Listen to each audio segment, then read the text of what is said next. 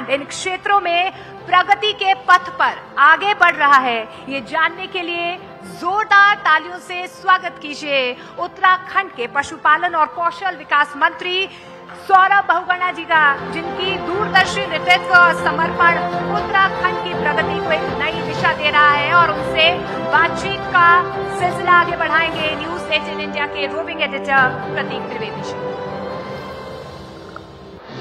बहुत बहुत शुक्रिया, थैंक यू सो मच।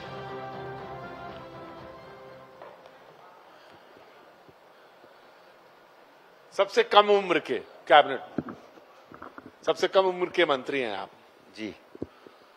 तो जब बैठते हैं सबके बीच में तो अलग एक वो लगता होगा, आपका अंदाज होता होगा, आपको लगता होगा कि नहीं बड़ी कम उम्र में ही हमने सफलता मिल गई।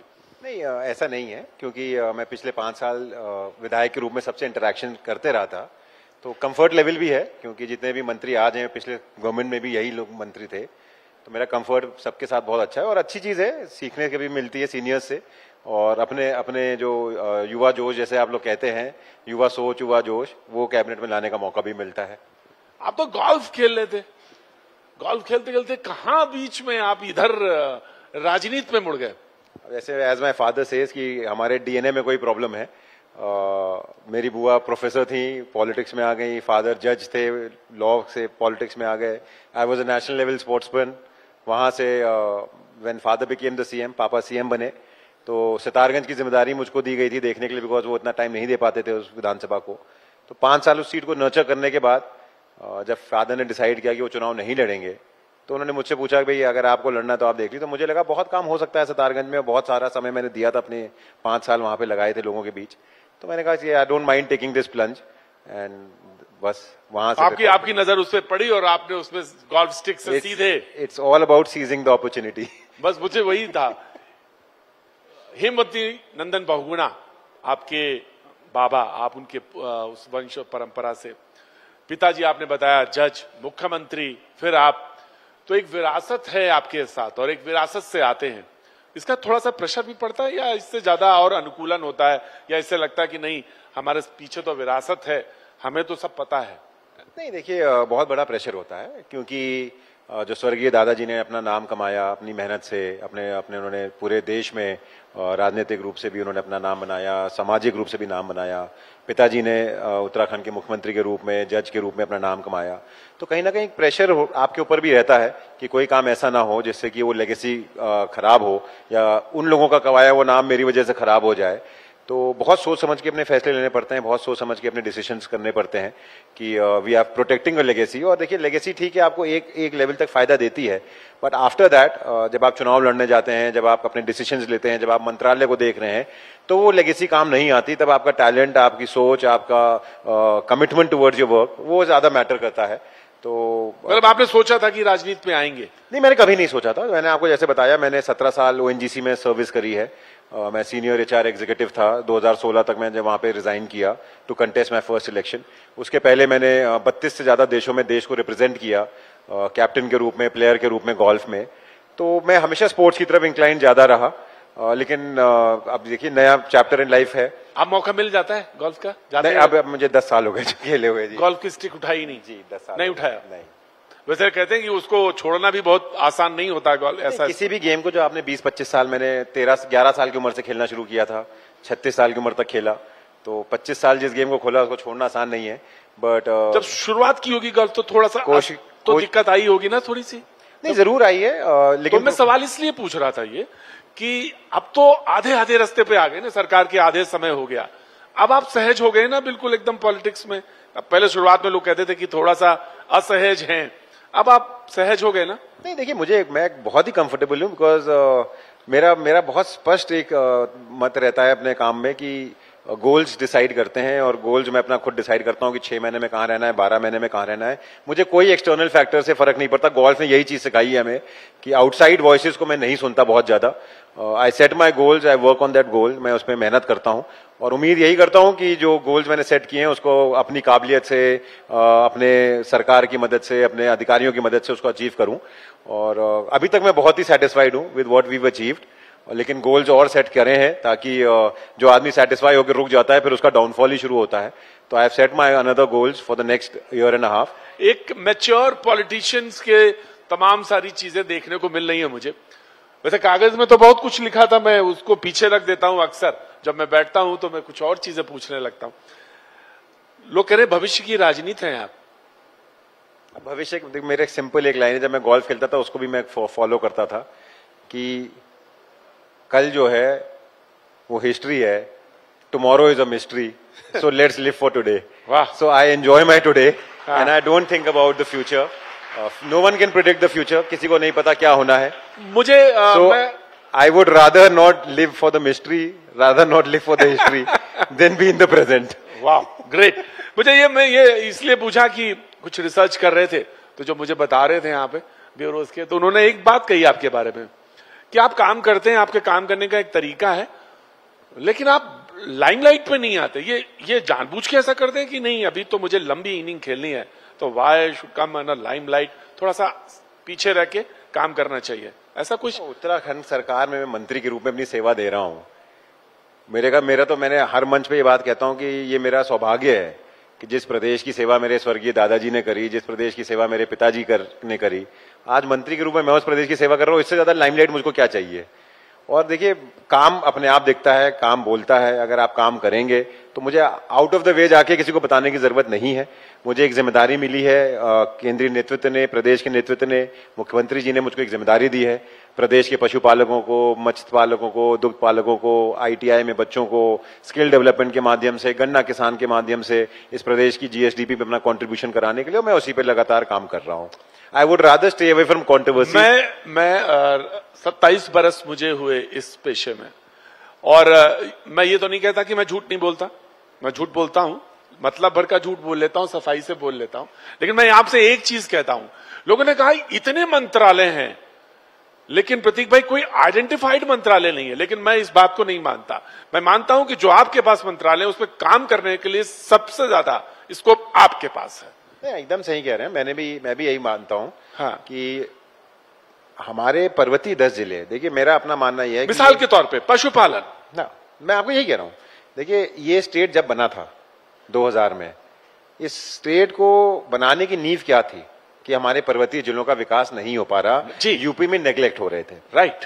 तो सोच हमारी पर्वतीय जिलों की थी। हाँ। और पर्वतीय जिलों में आज भी अगर आप देखेंगे, आप कोई हैवी इंडस्ट्री नहीं ले जा सकते। आपके पास 72% फॉरेस्ट कवर है, आप कोई बड़ा काम वहां पर नहीं कर सकते, लैंड की समस्या है, फॉरेस्ट से कवर्ड है। तो 90% वहां पे आज भी लोग, पशुपालन हो गया, मत्स्य पालन हो गया, एग्रीकल्चर हो गया, हॉर्टिकल्चर हो गया, दुग्ध विकास हो गया, ये इनसे जुड़े हुए लोग हैं।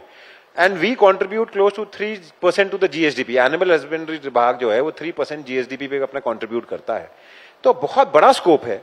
और मेरा अपना मानना यह है, पीपल में डिफर, कोई लोगों की सोच अलग हो सकती है, बट मेरी अपनी सोच ये है कि उत्तराखंड का सबसे बड़ी समस्या पलायन की है जी।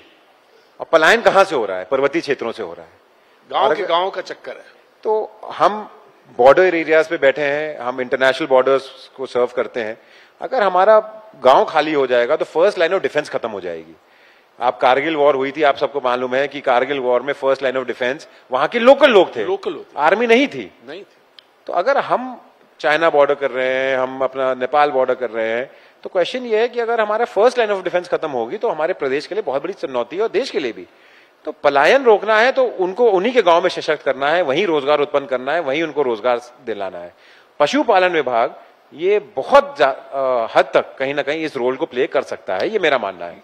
बिल्कुल। और मैं इस बात के लिए, क्योंकि मंत्रालय है और मंत्रालय से जुड़ा सवाल है, लोगों ने कहा कि किस तरह का पशुपालन के लिए और किस तरह की आप सुविधा, क्योंकि अक्सर जब शोज हो रहे होते हैं या मैं शो कर रहा होता हूं तो बीच में आ जाता है कि रोजगार की बेहद समस्या है। रोजगार, विपक्ष हमेशा कहता है कि रोजगार नहीं है, रोजगार के लिए काम नहीं, पलायन है, रोजगार नहीं है।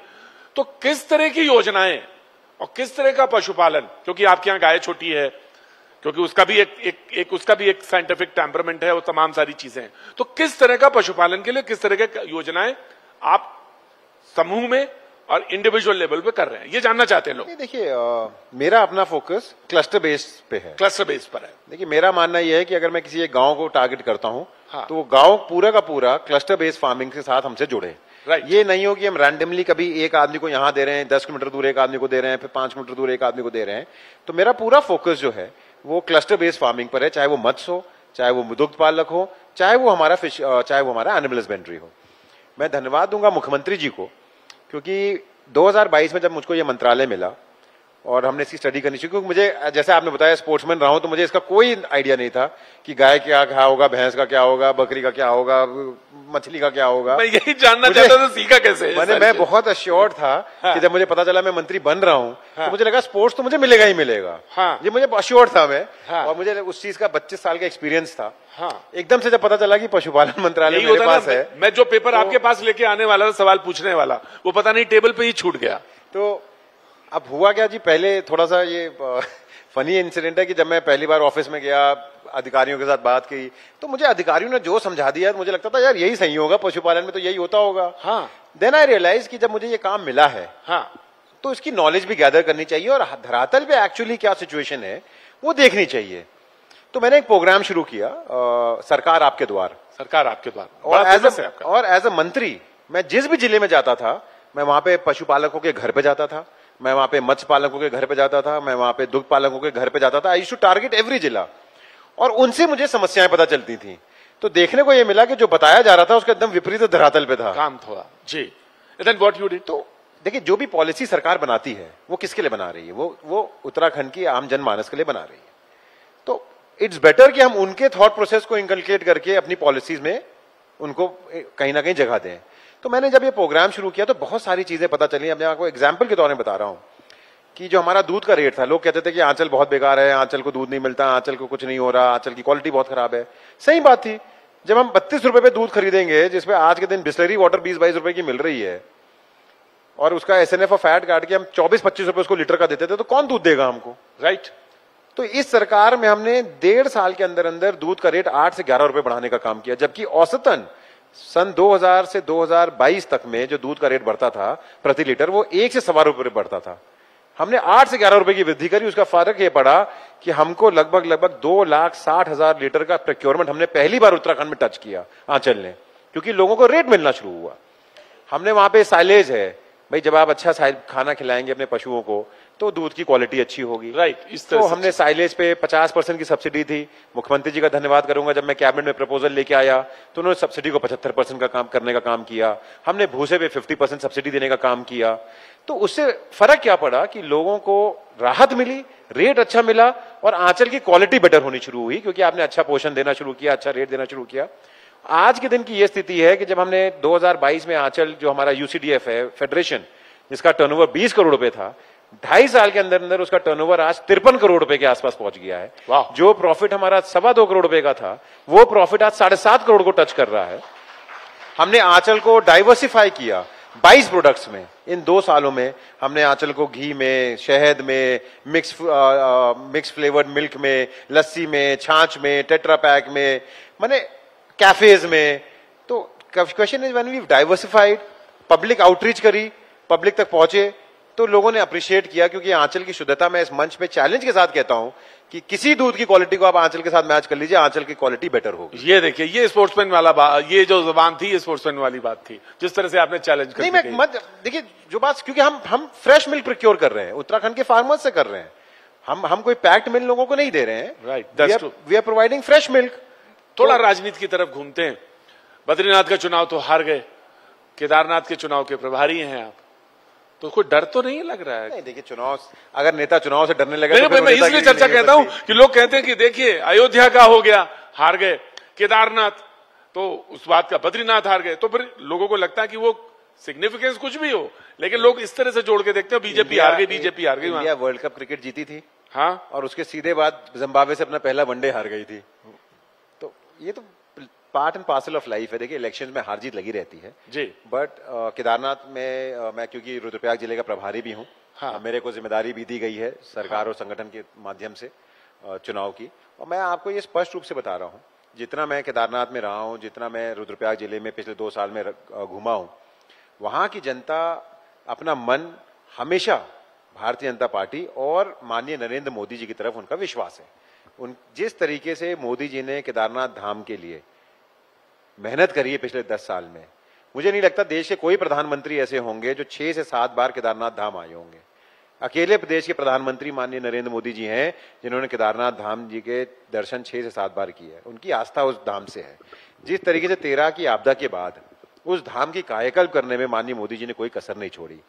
जिस तरीके से 31 अगस्त को आपको पता है बहुत बड़ी एक आपदा आई केदारनाथ में जी, 12,500 लोगों से ज्यादा लोगों को सकुशल इस सरकार ने बाहर निकाला। 19 जगह पे हमारा पैदल ट्रैक रूट बाधित हुआ। सोनप्रयाग से गौरीकुंड तक का हाईवे वॉश आउट हुआ। हमारी यात्रा पे संशय लगाना शुरू कर दिया था कांग्रेस ने। उनको बड़ा खुशी हो रही थी कि आपदा आ गई, उनको खुशी हो रही थी कि वॉश आउट हो गया एनएच, उनको खुशी थी कि हमारे 19 जगह रूट बाधित हो गए और चुनाव में हमको फायदा मिलेगा। लेकिन ये पुष्कर सिंह धामी जी का नेतृत्व था जिन्होंने 1 महीने के अंदर अंदर समस्त चीजों से पार पाते हुए आज फुल प्रूफ यात्रा हमारी फिर चल रही है। लोग सुरक्षित भी हैं, सुगम यात्रा भी है और बाबा केदार के लोगों को आशीर्वाद भी मिल रहा है। आप एक परंपरा से आते हैं, राजनीतिक परंपरा से आते हैं, हेमवती नंदन बहुगुणा से, पिताजी, फिर बुआ, फिर आप। तो किससे किससे कौन सी चीजें आपको मिली? क्या चीज है जो आपको लगता है कि मुझे बाबा से आई, ये चीज पिताजी से, ये बुआ की चीज सबसे बढ़िया थी, महत्वपूर्ण? मैं दादाजी के साथ बहुत ज्यादा समय नहीं बिता पाया था जी, क्योंकि जब उनके देहांत हुआ मैं बहुत छोटा था, मैं 5th स्टैंडर्ड में था जी। लेकिन मैंने एक चीज जरूर देखी थी, आज भी मुझे वो याद है कि जब भी वो कहीं से भी आते थे, चाहे वो रात के 10 बजे आए चाहे 11 बजे आए जी, वो जितनी भी उनको चिट्ठी और पत्र आते थे वो पढ़ते थे और एक एक का रिटन जवाब वापस करते थे। कभी ऐसा नहीं होता था कि कभी सेक्रेटरी ने लिख दिया या किसी और ने उनके लिए लिख दिया। उनकी सारी, आज भी आप गढ़वाल में और कुमाऊं में कहीं चले जाइए, कोई ऐसा घर नहीं होगा जिसमें स्वर्गीय हेमवती नंदन बहुगुणा जी के हाथ से लिखी हुई चिट्ठी नहीं होगी। तो मैंने उनसे ये सीखा कि अपना काम खुद करना चाहिए, दूसरों पे नहीं छोड़ना चाहिए। मैं आज भी कोशिश यही करता हूं। मुझे जितनी कॉल्स आती हैं, जितने मैसेजेस आते हैं, जितने ट्विटर पे, जितने फेसबुक पे मुझे क्वेश्चंस आते हैं, उसका रिप्लाई मैं स्वयं खुद करता हूं। मैं किसी सोशल मीडिया की टीम के माध्यम से नहीं करता। तो ये मेरी सबसे पहली चीज है। बुआ से हार्डवर्क सीखा। बुआ से हार्डवर्क, जिस तरीके से बुआ जमीनी तौर पे लोगों से जुड़ी रही, भाग दौड़ करती हैं, लोगों के सुख दुख में खड़ी रहती हैं, काम करती हैं, वो मैंने बुआ से सीखा। और पिताजी से मैंने डिसीजन मेकिंग पावर सीखी। क्योंकि उनके साथ तो मैंने बहुत क्लोजली काम किया, पिताजी के साथ। मैंने उनसे हमेशा एक चीज सीखी, और जिस दिन मैं शपथ लेने जा रहा था, मुझे पिताजी ने 2 ही चीज बोली थी कि बेटा एक बात याद रखना कि कलम बहुत दिन तक हाथ में नहीं रहेगी, तो जब तक कलम हाथ में है जितने लोगों की मदद कर सकते हो कर देना, क्योंकि कलम के कोई भरोसा नहीं, आज है कल हो ना हो। और दूसरा उन्होंने मुझे जो बताया था कि जो व्यक्ति तुम्हारे दर पे आया है वो परेशान है, कोई आज तक धन्यवाद देने नहीं आएगा, काम के लिए जरूर आएंगे, परेशानी में जरूर आएंगे। तो मुझे यह बोला गया था कि जो व्यक्ति तुम्हारे घर तक पहुंच गया वो परेशान है, जो मदद कर सकते हो पहले दिन कर देना, मना करना है तो पहले दिन कर दो, अगर काम नहीं हो सकता तो पहले दिन मना कर दो, हो सकता है तो पहले दिन कर दो। किसी को 22 बार अपने घर पे बुला के उसका काम करोगे तो उसकी इंसल्ट है, उसका काम नहीं हुआ है। बहुत बहुत शुक्रिया, थैंक यू सो मच। अक्सर पहाड़ के बारे में लोग बहुत जल्दबाजी में कह देते हैं जवानी और पानी के बारे में। आप जैसे लोग अगर मौजूद होंगे तो जवानी भी यहाँ रुकेगी और जो पानी है उसका तमाम सारे उपयोग में और कार्य क्षेत्र में बढ़ेगा। Thank you so much for talking, बहुत बहुत शुक्रिया।